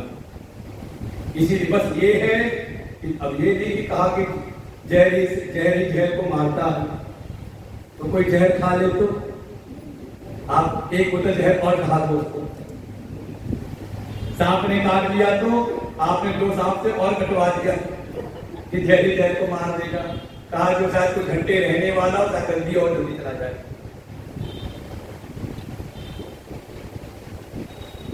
जैसा जिससे जो रोग का कारण है वही निवारण में भी हेतु बनता है, लेकिन जब औषधि विधि से दिया जाए। कोरोना की बीमारी की जो वैक्सीन निकली, तो सुना होगा, समाज में पढ़े लिखे समाज के हैं तो सुना ही होगा। किससे बनी वैक्सीन? का कोरोना के वायरस से ही बनी। अब इसका मतलब है ना किसी को कोरोना हो गया तो जाके किसी कोरोना से मिलवा दें। कहा कैसे? कहा औषधि विधि से। ऐसे ही कर्म के कारण हम बंधन में फंसे हैं, मन अशुद्ध हुआ है, मन में अनेकों प्रकार की सांसारिक वासनाएं बैठी पड़ी हैं। तो इसको भी अगर मिटाना है तो उपाय है कर्म ही, लेकिन योग की रीति से। कर्म योग के द्वारा कोई करे तो ये कर्म योग का जो मार्ग है, धीरे धीरे हमारे मन की अशुद्धियों को, मन की वासनाओं को का ये शिथिल करता है। भगवान ने कर्म योग का उपदेश किया है मन की निर्बलता के लिए, क्योंकि जो प्रयोजन है स्वरूपावस्थान और उसके लिए जो विषय है ब्रह्म विद्या, वो मन की निर्मलता चाहती है। जैसे गाय का बढ़िया दूध हो तो कहाँ रखें? किसी भी पात्र में, जूठन लगे हुए पात्र में अच्छे से अच्छा भी दूध हो, बढ़िया आपने खीर बनाई, लेकिन अगर अशुद्ध पात्र में रखा तो खीर भी खराब हो जाएगी। तो उसको शुद्ध तो कर ले पात्र को, तो मन को निर्मल करना आवश्यक है। तो भगवान ने उपाय के रूप में कर्म योग का प्रतिपादन किया कि चित्त हमारा शुद्ध हो जाए। तो क्या अगर मन शुद्ध है, निर्मल है, तो क्या हम अपने स्वरूप में अवस्थान कर लेंगे? क्या हम ब्रह्म विद्या का ज्ञान जो ग्रहण कर लेंगे? तो कल्पना करें सती जी अगर कैलाश में है तो क्या उनका मन तो शुद्ध रहा होगा? मन शुद्ध है, शायद संभावना है, शायद एकाग्रता नहीं। वर्णन आता है कथाओं में, भगवान शिव को कथा सुनाते हैं और सती जी को दिखाई देते कि ये विमान कहाँ जा रही है, ये सब सच सच करके कहाँ जा रही है। अतः फिर पूछे, अगर आपका मन अगर कथा में है, सत्संग में है, तो मुझको सुनने में लगा है, तो कौन आया, कहाँ बैठा, क्या कर रहा है, पता चलेगा आपको। लेकिन अगर मन अगर नहीं लगा है, मन एकाग्र शुद्ध है, निर्मल है, इसलिए कथा में आए, लेकिन एकाग्र नहीं है तो बीच में मोबाइल भी देख ले रहे हैं, बगल वाले से बात भी कुछ कर ले रहे हैं, कुछ चर्चा भी हो गई थी बीच में ही, नगर भी देख लिया आपने, पीछे भी गदर घुमा दी, क्या हुआ? तो शायद हो सकता है कि मन तो निर्मल हुआ लेकिन एकाग्र नहीं है, तो भी आपका परम कल्याण नहीं होगा। ये विद्या भीतर टिकेगी नहीं। और ये विषय भी आएगा 6ठे अध्याय में खुद कहा है, चंचलम ही मन कृष्ण, कि ये मन अत्यंत चंचल है, कैसे इसको वश में, लगता है इसको वश में करना ही बिल्कुल नामुमकिन सा लगता है, असंभव लगता है। भगवान ने वहां उपाय बताए, तो इस मन को भी एकाग्र, मन निर्मल करना है, उसके लिए उपाय बताया कर्म योग की साधना। अगर मन को शुद्ध करना है, मन को संभालना है, तो अपने कर्मों को संभालो, कर्मों को औषधि विधि से, योग की रीति से कर्म योग करो, तो मन संभलेगा, मन सुधरेगा। लेकिन मन शुद्ध हुआ, इसको एकाग्र भी करना है, उसके लिए भगवान ने अगले 6 अध्यायों में 7वें से लेकर 12वें अध्याय तक जो विषय प्रस्तुत किया है, उसको नाम दिया भक्ति योग। और कह सकते भक्ति योग वही हमारे उपनिषदों का जो महावाक्य है, जिसमें 3 पद हैं, तत् त्वम असि। तो वहां पे तत् पहले है, फिर तुम है कि वही तू है, ऐसा निर्देश करें आचार्य। भगवान ने क्रम थोड़ा बदला, पहले अपने आप को तुम पद का शोधन करो कि तुम कौन हो। अच्छा, हम पूछ रहे आप कौन है? तुम क्या परिचय दोगे? क्या परिचय दोगे? क्या हो? सीधे आत्मा पे आ जाए। आपने काम बड़ा आसान कर दिया, तो 2-4 मिनट लगते मेरे को। कोई कहता कि मैं माता हूँ, कोई कहता पिता हूँ, तो थोड़ा लंबा समझाना पड़ता। जैसे मान लो कोई कहे कि मैं बालक हूँ, तो कहीं ना कहीं उसने अपना परिचय वृद्ध के सापेक्ष में दिया है ना। किसी ने कहा मैं पुरुष हूँ, तो उसने स्त्री के सापेक्ष परिचय दिया है। किसी ने कहा मैं विद्यार्थी हूँ, ब्रह्मचारी हूँ, तो गृहस्थ के सापेक्ष में दे रहे ना। अच्छा, सापेक्ष जो संदर्भ है वो बदल जाए तो परिचय बदल जाएगा। तो जो बदल जा रहा है वो आप हो, जो बदल जा रहा है वो आप हो। ऐसे आप जो भी, जिसने कहा आत्मा, हमारा मन रहा प्रसन्न हुआ कि चलो गुरु जी के संस्कार है, कोई कह तो रहा है कि मैं आत्मा हुई, हिम्मत कह तो रहा है, सोच रहा है, लेकिन हो भी जाएगा। लेकिन आत्मा भी आपने कहा अनात्मा के संदर्भ में, कि मैं शरीर नहीं हूं, मैं मन बुद्धि, ये सब अनात्मा है, और मैं चेतन आत्मा, सब जड़ है। जड़ के सापेक्ष में आपने चेतन कह दिया। मैं कहूं कि किसी भी संदर्भ को आपको नहीं देना। अब अपना परिचय दो, क्या दोगे? क्या हो गया? अब बोले महाराज जी कहिए क्या? आप जो भी कहेंगे आप तार दोगे, बस यही समझ लो कि मैं हूं। सारे संदर्भों को अलग हटा दे तो आप कोई परिचय नहीं दे सकते। बस ये है, ये कह सको कि बस सत्ता का अनुभव है कि नहीं, और मैं हूं, इसको कोई नकार सकता है? ब्रह्मा विष्णु महेश भी आकर के कह दे, हमारी तो बात क्या निशान है, हम कहे कि तुम नहीं हो तो आप मानोगे नहीं। ब्रह्मा विष्णु महेश भी आके आपसे कहें अरे तू नहीं है, मान जाओगे? कहोगे मुंह धोए रखो अपना, मैं जान रहा हूं कि मैं हूं, है कि नहीं? कहा वो जो हूं, जो मैं अपनी सत्ता का अनुभव, सारे संदर्भों के जो सापेक्ष आप परिचय दे रहे थे, सारे संदर्भों को किनारे किया और फिर जो आपकी अपनी पहचान है वही है त्वम पद का वाच्यार्थ, लक्ष्यार्थ, वाच्यार्थ नहीं। इधर बोलते बोलते गलतियां हो जाती हैं। ये है लक्ष्यार्थ। ये कर्म योग की साधना के द्वारा हम वहीं तक पहुंचते हैं कि मैं शरीर नहीं, मैं मन बुद्धि नहीं। ये स्त्री पुरुष तो बात की बहुत आगे की बात चली गई। मैं कौन हूं? कहा मैं वो सत्ता हूं जो कोई भी संदर्भ नहीं है।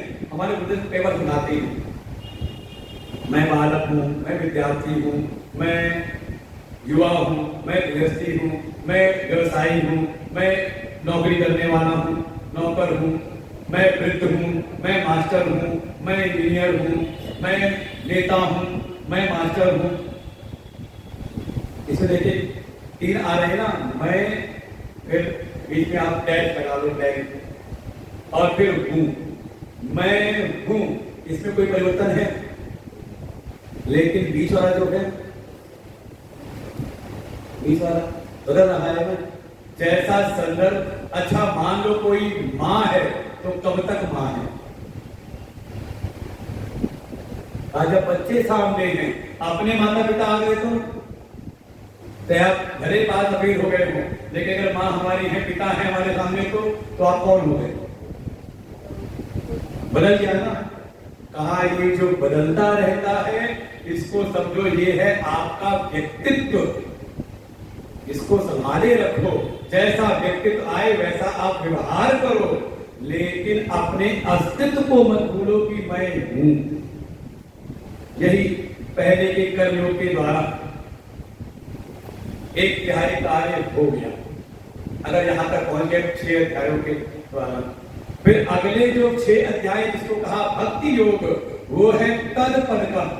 तद त्वम असि, त्वम हो गया, फिर आया तत्पद, तत्पद का शोधन, और इसी का नाम है भक्ति योग। भक्ति योग, भक्ति योग का आप क्या सोचते हैं? परम लक्ष्य क्या होगा भक्ति योग में? क्या होगा? भगवान मिल जाए। अगर कोई बहुत भक्ति करे तो क्या लक्ष्य होगा? भगवान मिल जाए, यही तो होगा। अच्छा भगवान मिल जाए तो फिर क्या फल होगा? भगवान खुद कह देते हैं, मम दर्शन फल परम अनुपा, जीव पाव निज सहज स्वरूपा। भगवान खुद कह रहे कि मेरे भी मिलने का फल, और भगवान की कृपा का फल है कि आपको ज्ञान मिले। किसका? भगवान 7वें अध्याय शुरू करेंगे, मय्या सप्तमना पार्थ योगम युञ्जन मदाश्रय असंशयम समग्रम माम। और आप 5वें अध्याय का अंतिम श्लोक उठा करके देखें गीता जी में, पढ़ना क्या श्लोक है? 5, आपको 6ठे प्रवेश करना है ना, तो 5वां पता होना चाहिए ना। 5वें अध्याय का अंतिम श्लोक क्या है? ओंकारं यज्ञ तपसां सर्वलोक महेश्वरं सुहृदं सर्वभूतानां ज्ञात्वा मां शांति पृच्छति। वो परम शांति को प्राप्त करता है कब? का मुझको जान करके, माम ज्ञात्वा। हिंदी उठा के पढ़ना उसकी, अगर हिंदी हो तो घर जाके पढ़ लेना। क्या कह रहे भगवान? ज्ञात्वा माम, मुझको जान करके। कैसा जान करके? कि मैं ही सारे यज्ञ, सारी तपस्या, सबका भोक्ता मैं हूं। आप पूछे भोजन खाया तो कौन तृप्त हुआ? आपने कहा मैं थे तो आप नहीं। भगवान कह रहे मैं हूं भोक्ता सबका। कौन खा रहा है? कौन सुन रहा है? कौन कर रहा है? हाँ, कई बार अगर सात्विक कहते हैं, किसी ने कहा बड़ी प्रशंसा की, हम कौन है? भगवान करने कराने वाली। लेकिन ये वास्तविकता है, सत्य यही है। सारे यज्ञों के एकमात्र, सारे तपस्याओं के एकमात्र जो भोक्ता हैं वो परमात्मा है। ऐसा भगवान को जानना है। वही सर्वलोक महेश्वरम। आपके घर को चलाने वाला कौन है? कौन चला रहा है घर आपका? कौन चला रहा है आपके समाज को? सबके केंद्र में कौन है? आप कह सकते हो कि भारत सरकार, भले वो दिल्ली में बैठी हो, लेकिन किसका नियंत्रण चल रहा है सब जगह पर? भारत सरकार का है ना। अच्छा, उन पर किसका नियंत्रण चल रहा है? विश्व की सरकार की। तो कहा वो जो सबकी परम सरकार है, इसलिए कई बार कहेंगे राघवेंद्र सरकार, हमारे ठाकुर है सरकार विराजमान है। भगवान कह रहे मैं ही सबका ईश्वर नहीं महेश्वर जानू। ये छोटे मोटे जो ईश्वर हैं, भाई आपके वार्ड के पार्षद, फिर और सारे भी सब होंगे। ऐसे छोटे मोटे अपने घर के ईश्वर आप हो। जैसा आप कहते हो, जैसे चाहते हो वैसा आप चलाते हो, नियंत्रण करते हो। तो आप कहते हो कि हाँ अपने घर के ईश्वर हम हैं, हमारी चलती है। भाई जिसका सिक्का चले, जिसके नाम का पहले राजाओं के चेहरे छिपे रहते थे, भाई जिसकी सत्ता है उसकी सत्ता सिक्का। तो छोटे मोटे ईश्वर आप भी हो, लेकिन सारी छोटी मोटी बड़ी छोटी जैसी सरकारें हैं, उन सबका जो महान ईश्वर सबको नियंत्रण करने वाला, कहा भगवान कह रहे नहीं महेश्वर। साथ ही साथ सुहृदम सर्वभूताना, सभी भूतों को अगर कहीं पर भी जो जिस स्थिति में भी है, अगर उसका भरण पोषण हो रहा है तो किसके द्वारा? कौन दे रहा है? कौन कर रहा है? भगवान कह रहे नहीं। ऐसा मुझको जो जान ले, इसका नाम है भक्ति योग, तद पद का शोधन। ये जो जिनकी हम पूजा मंदिर में करते हैं, जिनका एक रूप विग्रह में पूजन करते हैं, वास्तव में वो सारे लोक के नियंता हैं। वही सारे भोगों के एकमात्र भोक्ता, वही सबके अंदर बैठ करके सबका भोग कर रहे हैं। और वही सभी हम भूतों के सुहृद हैं, वही हमारा भरण पोषण करते हैं। इस प्रकार से जो जान ले, वास्तव में तत्पद का शोधन हुआ। यही कार्य है भक्ति योग का।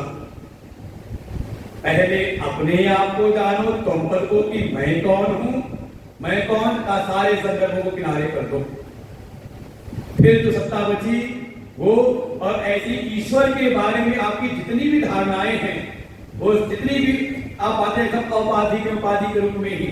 कोई आर्त है तो भगवान आर्त की हरण बन जाती है।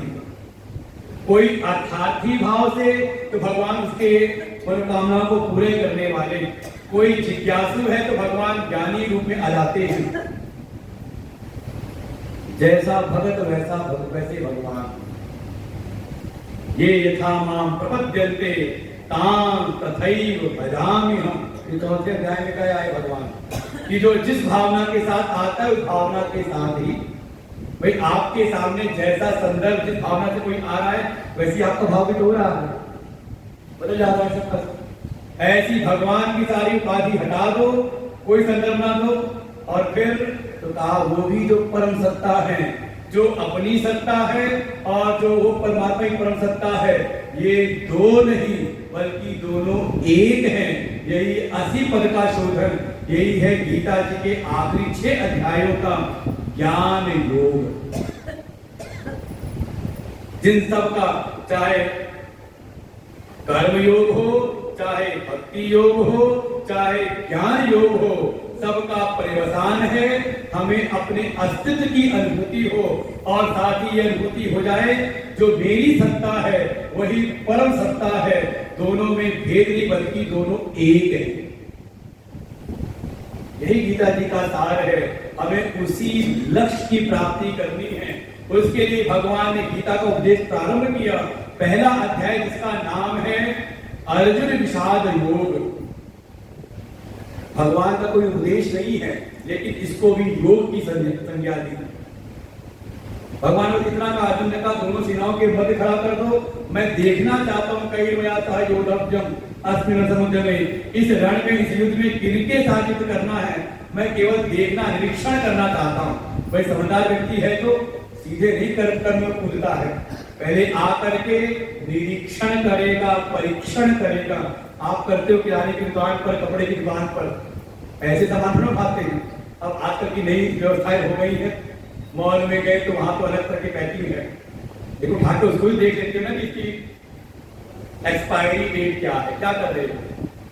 अगर समझदार है तो, और कई बार किसी को भेजा और वो सामान लेकर के आया और आपने देखा घर में, तो 4 बार पता देख करके तो आते इसको कम से कम, कहते कि नहीं क्या एकदम मूर्खी है क्या, देखा भी नहीं तुमने, पैसे देके चला आया उसको। तो जैसे कोई समझदार है तो कहीं भी अपने कर्तव्य क्षेत्र में हो तो समझदारी पहले निरीक्षण करता है, परीक्षण करता है, फिर अपना कार्य करता है। ऐसे ही अर्जुन ने भी भगवान से कहा मैं देखना चाहता हूं, निरीक्षण करना चाहता हूं। भगवान ने ले जाकर रथ को खड़ा कर दिया, भीष्म दोनों सेनाओं के बीच में, जहां भीष्म पितामह खड़े, आचार्य द्रोण खड़े हैं, भीष्म द्रोण प्रमुखतः उनके सामने जाके रथ को खड़ा किया और इतना कहा, हे पार्थ पश्य, तू देख। कोई उपदेश नहीं, लेकिन फिर भी योग की संज्ञा दी। कारण जैसे आपके शरीर में रोग हो जाए तो आपके जो शुभ चिंतक हैं वो आकर के आपसे पहली बात यही कहते हैं, किसी डॉक्टर को दिखाया कि नहीं कहते। अब वो कहे, आप कहो कि डॉक्टर को दिखाने से क्या होगा, कहा डॉक्टर को दिखाने से कुछ नहीं होगा, लेकिन जब जाओगे तो तुम उपचार के मार्ग में आ जाओगे। केवल डॉक्टर को दिखाने से नहीं, जब जाओगे डॉक्टर के पास तो आपका परीक्षण करके आपको सही उपचार की सलाह देगा और आप आ जाओगे रोग के निवारण के मार्ग में। तो ये पहला अध्याय योग है। क्यों? क्योंकि इसमें भी अगर आप अच्छी तरह विचार करें तो इसमें अधिकारित्व का निरूपण किया है। अगर अधिकारी है, कोई ज्ञान का इच्छुक है, तो जाए गुरु के पास में, बिना गुरु के ज्ञान की प्राप्ति होने वाली है नहीं। लेकिन कैसे जाएं और कैसे न जाएं। जैसे दुर्योधन गया आचार्य द्रोण के पास, शुरुआत यही से होगी, दृष्ट्वा पांडवानीकं व्यूढ़ं दुर्योधनस्तदा आचार्यं उपसंगम्य राजा वचनम् अब्रवीत्। पहले दुर्योधन गया अपने आचार्य द्रोण की शरण में, पहले तो पूरी सेना को देखा पांडवों की जो व्यूहाकार खड़ी थी, और मन में जो उसके भीतर भ्रम उत्पन्न हुआ, गया आचार्य के पास में, लेकिन कुछ गलतियां की अपने व्यक्तित्व के, मिथ्या व्यक्तित्व के अभिमान के साथ में। साथ ही आचार्य की निष्ठा पर संदेह करता है कि खड़े भले हमारी तरफ हो, लेकिन कहीं ऐसा ना उनकी तरफ से इनका भाव जुड़ा हो, और अपने स्वार्थ को प्रकट करता है। आचार्य ने एक सांत्वना का शब्द भी नहीं कहा, और वही अगला दृश्य शंखनाद हो गए और अर्जुन अपने सारथी भगवान से कहते हैं कि मैं देखना चाहता हूं। जिस क्षण, ठीक है दुनिया को तो हमने देख लिया अपने नजरों से, समझ कुछ आया नहीं, तो हम गए किसी के पास में जिसके प्रति हमारे हृदय में श्रद्धा है कि ये सर्वज्ञ, हमसे ज्यादा जानते हैं, विद्वान हैं, चलो आज उनके पास चलते हैं। और जब आप नतमस्तक होते हो कि हे गुरु, हे गुरुदेव, अब आप मुझको बताइए, तो समझ लो आप आ गए हो साधना के मार्ग में। इसका वर्णन आएगा छठे छठा बहुत महत्वपूर्ण है, उसको नाम देंगे आरुक्ष। शब्द मिलेगा छठे अध्याय में आपको। कोई आरुक्ष हो गया, अपना कल्याण करने के मार्ग में चलने को तैयार हुआ, तो आ गया गुरु के पास। तो कैसे जाए कैसे न जाए, ये बढ़िया रूपक दिखाया है पहले अध्याय में। इसलिए इसका नाम है अधिकारी निरूपण। किस प्रकार से जाएं, इसलिए ये भी योग कहा गया। दूसरे अध्याय भगवान सीधे लक्ष्य दिखाया। जैसे मान लो कोई बहुत दुखी हो, बहुत परेशान हो, आप जाकर उसको साधने अच्छी बातें बताओ, उसके समझ में नहीं आता। उस समय तो केवल समझदारी पूर्वक जहां उसकी दृष्टि अटकी हुई है, अगर आपकी सामर्थ्य उसकी दृष्टि को वहां से निकाल करके जीवन का कोई श्रेष्ठ लक्ष्य दिखा दे, तो शायद हो सकता है उसका जो शोक संताप है थोड़ा शांत हो सकता है। दूसरे अध्याय में भगवान ने जीवन का साध दिखाया है, नाम है सांख्य योग। ये जीवन का परम लक्ष्य है। ज्ञान की प्राप्ति केवल व्यक्तित्व में मत अटके रहो। अर्जुन केवल अपने एक निश्चित व्यक्तित्व में अटक गया, और भगवान कहते हैं इस व्यक्तित्व से निकल करके अपने अस्तित्व में प्रवेश करो। ऐसा ब्राह्मस्ति पार्थ नैनाम प्राप्य मुह्यति सिद्ध्वा स्यामंत काले की ब्रह्म निर्वाण मुच्छति। अपनी ब्रह्म स्थिति को प्राप्त करो, उसको जानने के लिए लगो। सबसे पहले साध्य दिखाया, और साध्य का निश्चय हो जाए तो भगवान फिर जब थोड़ा आपने लक्ष्य दिखाया, उसका थोड़ा मन अपने शोक संताप से थोड़ा बाहर निकला तो, और कहे मन में आए कि ठीक है आप दिखा तो रहे हो, लेकिन होगा कैसे। देखो जो कहीं ना कहीं बिल्कुल अवसाद में पड़ा हो तो उसको आशा नहीं दिखती भाई, आशा से वो बिल्कुल खत्म हुई ना उसकी। जब अपनी स्थिति से निराश हो गया अपनी सामर्थ्य से, तब तो संताप में गया। आपने लक्ष्य दिखाया, तब वो जानना चाहता है कि कोई उपाय है तो बताओ। तो भगवान ने फिर साधन का निरूपण किया तीसरे अध्याय में। कोई बहुत शोक संताप में हो तो उसको किसी कर्म में लगा दो। और देखो ये परंपरा हमारे जीवन व्यवहार चलती है। घर में अगर कोई दिवंगत हो जाए, एक ऐसा गम का एक माहौल उत्पन्न हो जाता है, शोक संताप हो जाता है, लोग निकल नहीं पाते। लेकिन हमारे ऋषियों ने ऐसी परंपरा बनाई कि ठीक है, जिनके लिए तुम शोक कर रहे हो, शोक ना करो, बल्कि इनकी सद्गति के लिए जो जो शास्त्रीय कर्म बताए गए उनको अच्छी प्रकार से करो। तुरंत कर्मों में लगा दिया, ये करो वो करो, ये अनुष्ठान करना है, ये कर्मकांड करना है, और आप देखिए जैसे कर्मों में लग गए तो क्या हुआ, थोड़ा उस जिस चीज में मन अटका हुआ था वहां से निकला ना। और अगर ऐसा कोई ना हो तो कोई कर्मकांड ना हो तो सब बिल्कुल प्रायोगिक समझा के रखा गया है। भगवान ने दिखाया कर्म योग करो, लेकिन कोई साधन में लग जाए कर्म योग में तो धीरे धीरे अगली सीढ़ी में बढ़े। भगवान अगले अध्याय में कहते हैं अर्जुन केवल कर्म ही नहीं बल्कि जो कर रहे हो उसके रहस्य को भी जानो। इसलिए एक शब्द जोड़ दिया, ज्ञान कर्म संन्यास योग। जान करके भाई हमने जो कुछ पढ़ा था अपने प्राइमरी स्कूल में, अपने इंटर कक्षा में, जब मैदान में आए तो जो सीखा था उसका असली रहस्य तो मैदान में आने के बाद हुआ ना। भगवान कहते जान करके ज्ञान को जोड़ दो। अब केवल वैसे नहीं जैसे कोई मजदूर लगा हुआ है, मजदूरी करने नहीं आए, और केवल अगर ज्ञान विवेक को न जगाए तो पूरा जीवन उसका निकल जाता है उसी की जीवन। इसलिए ज्ञान को जोड़ के ज्ञान कर्म संन्यास योग। और जब कोई करने लगे थोड़ा आगे बढ़े तो भगवान फिर वे जगाते हैं कि देखो जो भी कर्म है, जो भी साधन है, उसका एक निश्चित प्रयोजन है, कहीं पहुंचाने के लिए है। एक समय कर्म पकड़ना है, साधन पकड़ना है, और जब स्थिति पहुंच जाओ जो उसका प्रयोजन है उसके बाद साधन छोड़ना भी पड़ता है। अब हम मेरठ से आए कार से, लेकिन मंच में आना है तो अब हम कहें कार से पहुंचे तो कहा नहीं, कार को बाहर छोड़ा, वहां तक था उसको साधन। उसके बाद अंदर आए तो चप्पल भी वहीं डाल दी, तो वहां तक थी, फिर आकर के यहाँ बैठे। एक समय साधन पकड़ना है तो अगले समय साधन छोड़ना भी। और ये जो भी कर्म के साधन है, ये जो भी कर्म योग की साधना है, निष्काम कर्म योग की साधना है, इन सब का पर्यवसान है कि थोड़ा हम अंतर्मुखी हों, थोड़ा भीतर आत्म संयम हमारे आ जाए, थोड़ा हम ध्यान में प्रवेश करें। इसीलिए छठा अध्याय का नाम है आत्म संयम योग। इसलिए जितनी भी कर्म की साधनाएं हैं, चाहे वो जप तप तीर्थ हो, कर्तव्य, माता पिता की सेवा, बुजुर्गों की सेवा, ये जितने भी बहिर्जगत में जो भी कर्म हैं, ये सब के सब हमें आत्म संयम तक ले जाने के लिए हैं, अपने भीतर ध्यान में प्रवेश कराने के लिए हैं। तो कह सकते हैं ध्यान योग का जो बहिरंग साधन है उस रूप में भगवान ने कर्म योग को प्रस्तुत किया है। तो 5वें अध्याय तक की साधना हमें अपने अंतःकरण को निर्मल करते हुए भीतर ले जाने के लिए है।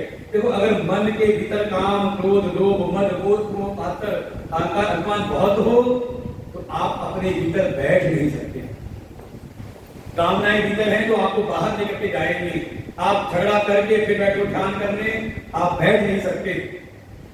ये जितनी भी कर्म की साधना है वो आपको भीतर ले जाने के लिए है। और आखिरी में अगर भीतर जाना है, ध्यान योग में जाना है, तो ध्यान में किसका ध्यान करें, है कि नहीं प्रश्न? बस भगवान, अब ध्यान किसका करें, कैसे करें, साधन क्या हो ध्यान करने के, और ध्यान की परिणति कहां पर हो, कहां तक पहुंचना है, ध्यान से हम कहां तक जाएं, कहां तक लेकर के जाता है ध्यान की साधना, उन सारे विषयों को भगवान ने इस 6ठे अध्याय में संग्रहित किया, प्रतिपादित किया। डाल दिया था कि ध्यान का ध्येय कौन हो, तो भगवान 5वें अध्याय के अंतिम श्लोक में कहा, ज्ञात्वा मां, मुझको जान करके, कैसा, वो सारे लक्षण, भोक्तारम जगतम, सारे चीजों का भोक्ता मैं हूं, सबका नियंता मैं हूं, और मैं ही सबका सही सुहृद हूं, सबका पोषण करने वाला हूं, ऐसा मुझको जान करके ध्यान में प्रवेश करें। और फिर 6ठे अध्याय का विषय रखते हैं भगवान, आज पाठ कर लेते हैं पहले श्लोक का, बाकी कल हम प्रवेश करेंगे। श्री भगवान उवाच, अनाश्रिता कर्म फलम्, कार्यं कर्म करोति यः, अनाश्रिता कर्म फलम्, कार्यं कर्म करोति यः, स सन्न्यासी च योगी च, न निरग्निर्न चाक्रियः, स सन्न्यासी च योगी च, न निरग्निर्न चाक्रियः। भगवान ने यहाँ पर इसकी ऐसी दिखाई है, आप सबके लिए बड़ी सांत्वना के, आप अपने को समझ सकते हैं भगवान ने कितनी कृपा की है कि आप भी अपने कर्तव्य क्षेत्र में रहते हुए आप भी सन्यासी हो सकते हो। मन में आया सन्यासी क्यों हो? क्योंकि हमारे वेदों में कहा है, जो परम तत्व है, अपने अस्तित्व में जो प्रवेश करना है, वो अपने आप को जो जानना है, परमात्मा की सत्ता को जो जानना है, और दोनों एक है, मेरी सत्ता एक परम सत्ता है, कौन जान सकता है? तो कहा सन्यासी को ही अधिकार है। सन्यास योगाद्य शुद्ध सत्ता, वही उस परम तत्व को पहुंच सकते हैं। तो क्या हम जो गृहस्थ में हैं तो हमको अधिकार नहीं? भगवान कह रहे हो सकता है, रखो। नहीं कह दिया कि वास्तव ठीक है, कोई अग्नि का त्याग करने वाला है, कर्तव्य कर्मों का त्याग करने वाला है, वो भी पारमार्थिक लिंग सन्यासी है। लेकिन अगर कोई जो पहली पंक्ति का अनाश्रिता कर्म फलम, कर्म फल के अनाश्रित हो करके जो अपने कर्तव्य कर्मों को करता रहता है, वो भी सन्यासी च योगी च, वो भी सन्यासी है, वो भी योगी। आप सब योगी हो। ना निरग्नि चाक्रिय, वो नहीं जिसने अग्नि का त्याग कर रखा है, जिसने सारे कर्तव्य कर्मों को त्याग कर रखा है, वो नहीं।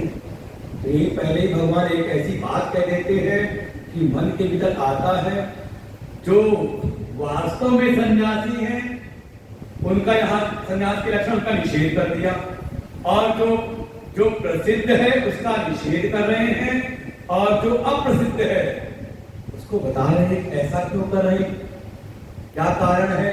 तो हम लोग सब कल सुनते हैं, आज यहीं पर विश्राम लेते हैं। समय है 6 से 8, कोशिश रहेगी कि हम भी 6 बजे आ जाएं, और आप सबको भी देखें। अगर इस 6ठे अध्याय का जो विषय है और जो हमारे पर हमारे गुरुदेव की कृपा है, अगर आप चाहते हो सारी कृपा यहाँ प्रकट हो, तो हम भी समय से आ जाए, आप भी समय से आओ, क्योंकि क्रम है गीता जी के पूरे सिद्धांतों का, जैसा बताया ना पूरा पीछे का। एक भाई प्रश्न है, ऐसा है, हम गीता का अध्याय करते थे रोजाना, हिंदी 25 संस्कृत हमको आती नहीं, तो औरतें बोली तो आगे औरतें नहीं पढ़ सकती हैं, तो फिर हमने उसको छोड़ दिया। तो पढ़ना चाहिए कि नहीं पढ़ सकते? अच्छा, अपना पोता हो और कुछ बताते नहीं समझ आती, माँ समझती नहीं समझती, पोता क्या चाह रहा है, नाती क्या चाह रहा है, कैसे समझते, बोल तो पा नहीं रहा, तोतली भाषा बोल रहा है, पड़ोसी ना समझे लेकिन माँ समझ जाती है, दादी समझ जाती है। कैसे? भाषा से। भाषा माध्यम है, मूल है हृदय का भाव। पढ़ो, हिंदी वाला ही पढ़ो, पढ़ते रहो। कोई कहे ठीक है सुनो, ऊपर से निकाल दो, संस्कृत हमको मतलब अच्छे से नहीं आती है, जो आता है वैसे मेरे को पढ़ो जरूर। हिंदी में पढ़ते हैं। तो बिल्कुल समय से आए, 6 से 8 का समय है, बिल्कुल हम लोग करते हैं ज्ञान को अच्छी। पूर्णमिदं पूर्णात् पूर्णमुदच्यते पूर्णस्य पूर्णमादाय पूर्णमेवावशिष्यते। ओम शांति शांति शांति। हरि ओम। श्री गुरुभ्यो नमः। हरि ओम।